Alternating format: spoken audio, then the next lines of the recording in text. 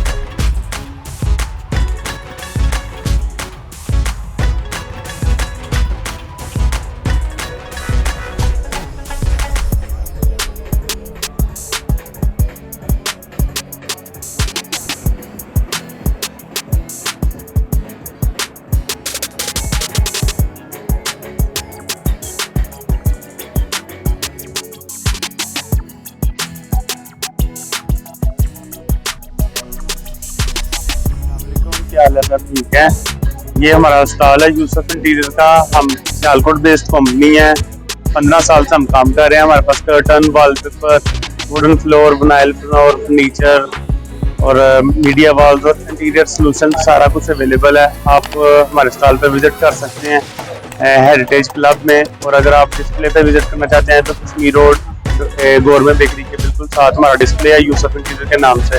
Defence road पे हमारा furniture का डिस्प्ले है। अगर आप दोनों जगह पर विजिट करना चाहते हैं, जो चीज़ आपको चाहिए ऑन कस्टम मेड भी आपको मिल जाएगी। और उसके अलावा आपके इंटीरियर सोल्यूशन के लिए हमारे पास काफ़ी सारे आइडियाज़ हैं। और आप विजिट करें, आपको अच्छा एक्सपीरियंस रहेगा, मज़ा आएगा। Really thankful.